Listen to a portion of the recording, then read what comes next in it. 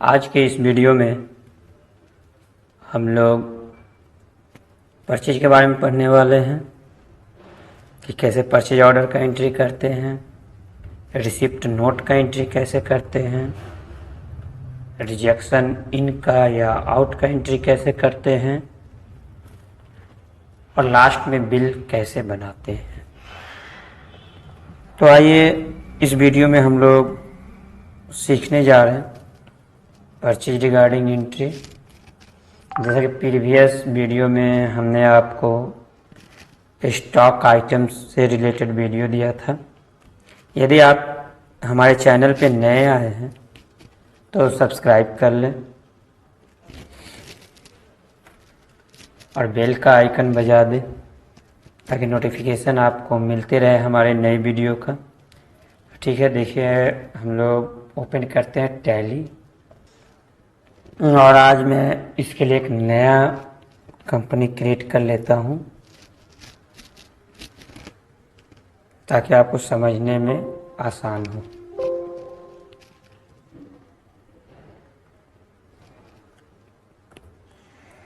मैं इस soft solution को डिलीट मार देता हूं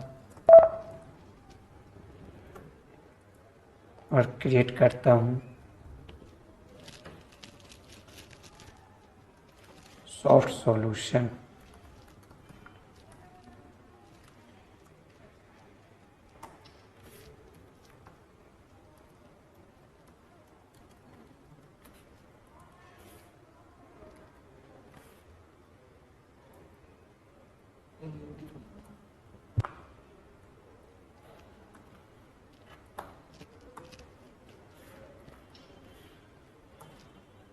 जो भी डिटेल डालना होगा इसमें हम लोग डाल देते हैं। कंपनी बनाना बहुत पहले हमने आपको सिखाया था।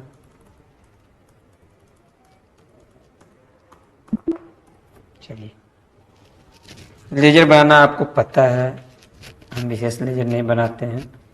एक कैश का लेजर में कुछ अमाउंट रख लेते हैं ताकि पेमेंट करना होगा तो कर दिया जाएगा।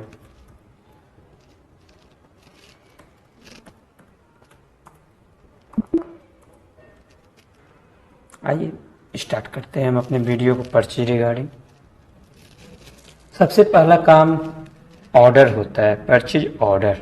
तो परचेज ऑर्डर के लिए सबसे पहले गेटवे ऑफ टैली में F11 F2 प्रेस करते हैं और इसमें अलाउ परचेज ऑर्डर प्रोसेसिंग को यस करते हैं, देन एक्सेप्ट कर लेते हैं इसको। उसके बाद से हम लोग आते हैं अकाउंटिंग वाउचर में। परचेज ऑर्डर के वाउचर एंट्री मोड में जाने के लिए Alt+F4 प्रेस करते हैं। जिस पार्टी के नेम से ऑर्डर देना है, सपोज हम दे रहे हैं सैमसंग इंडिया को,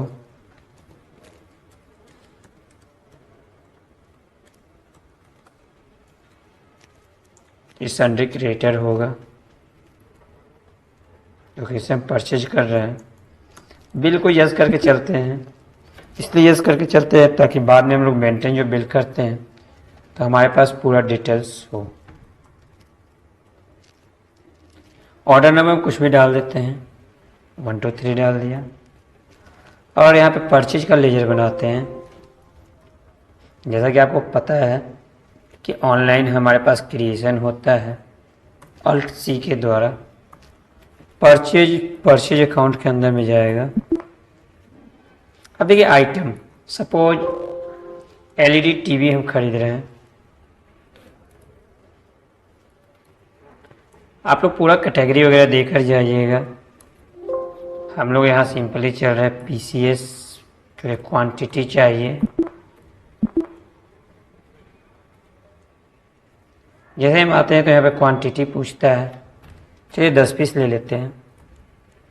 रेट 20,790। इसी तरह दूसरा आइटम भी लेते हैं, इस बार ले लेते हैं LCD।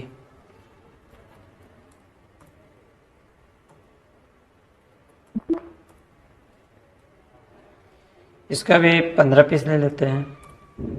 इसका रेट 15,000 का लगा लेते हैं।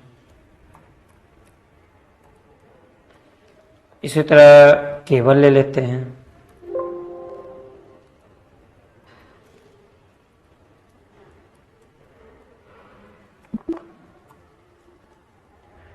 केबल में भी 15 पीस डाल देते हैं। 750 का रेट दे देते हैं। हम अपनी मर्जी से सारा दे रहे हैं। आपके पास जो भी होगा और भी आइटम होगा तो और भी आइटम ले सकते हैं। उसके बाद नीचे आकर के यहाँ अपना जो नरेशन होगा वो दे देते हैं, बीइंग प्लेस्ड एंड ऑर्डर।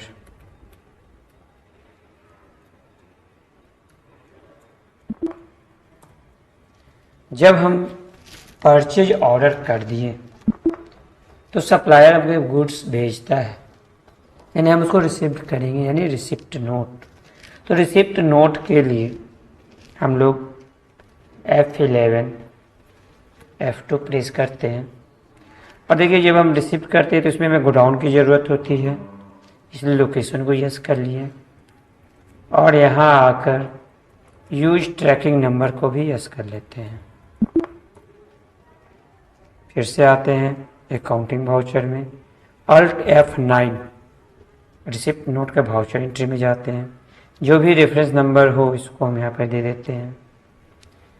अब ऑर्डर जिसको दिए थे उसको चूज करते हैं और ऑर्डर नंबर को ट्रैक करते हैं। यहाँ देखिए नीचे ऑर्डर नंबर दिखाई दे रहा है। ऑर्डर नंबर को ट्रैक करते ही हमारे पास सारा आइटम आ जाता है। यदि कोई आइटम कम मिलता है तो रिसिप्ट करते समय ही उसके क्वांटिटी में जो भी डिफरेंट होता है उसको हम लोग कर लेते हैं। और नहीं, यदि सारा आइटम एग्जैक्ट आया है हमारे पास तो किस गोडाउन में रखना है उसको एक्सेप्ट कर लेते हैं। यहाँ पे हम सारा उसी तरह रहने देते हैं। यहाँ पे हमें जिस गोडाउन का चाहिए, चलिए हम एक गोडाउन कर देते हैं महावीर टोला।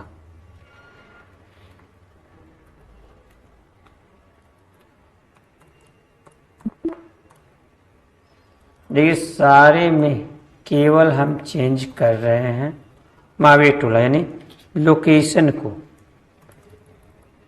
उसी गोडाउन में सारा आइटम को हम स्टोर कर रहे हैं, इसलिए इसको हम उसी को केवल चेंज किए और फिर यहाँ नरेशन डाल देंगे, बीइंग रिसीव्ड गुड्स।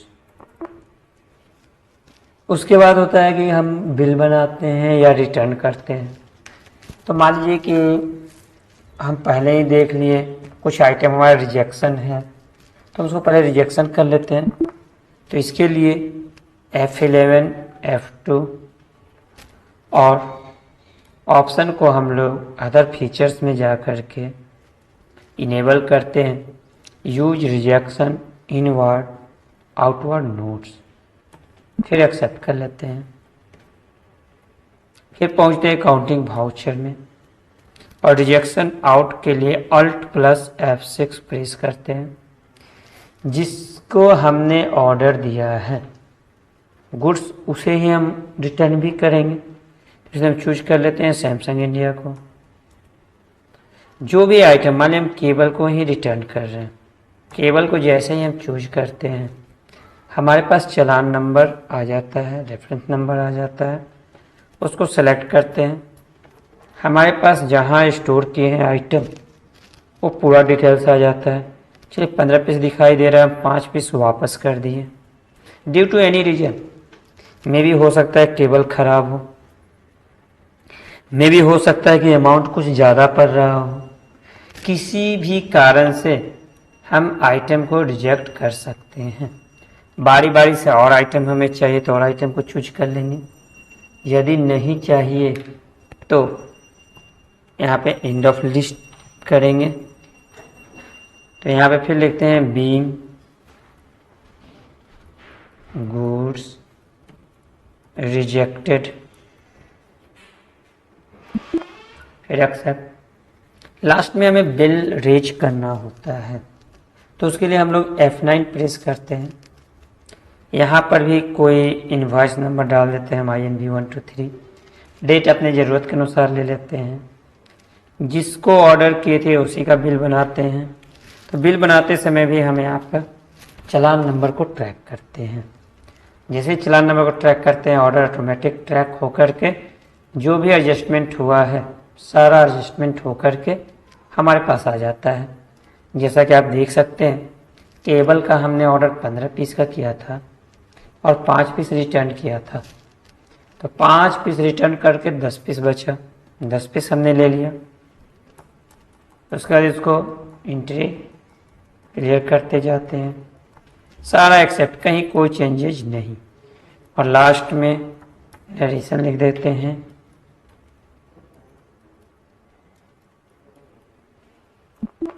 जब हम बिल बना लेते हैं तब बारी आती है पेमेंट की। में भी हो सकता है 10% हम पेमेंट करें, 20% पेमेंट करें या 100% करें। तो पेमेंट करना तो आप पहले भी सीख चुके हैं। Gateway of Tally, accounting, voucher, then F5। Payment में जाके पार्टी नेम को चूज करते हैं। हमारा जो भी बैलेंस होता है नीचे दिखाई देता है। यदि हमें कुछ परसेंटेज में कम देना होता है तो ऑल्सी के माध्यम से कैलकुलेटर चालू कर लेते हैं और उस अमाउंट को यहाँ लिख लेते हैं, 4,40,400। इसका जितना परसेंटेज हम लोग कैलकुलेट करना होता है उतना हम कैलकुलेट कर लेते हैं परसेंटेज दे करके।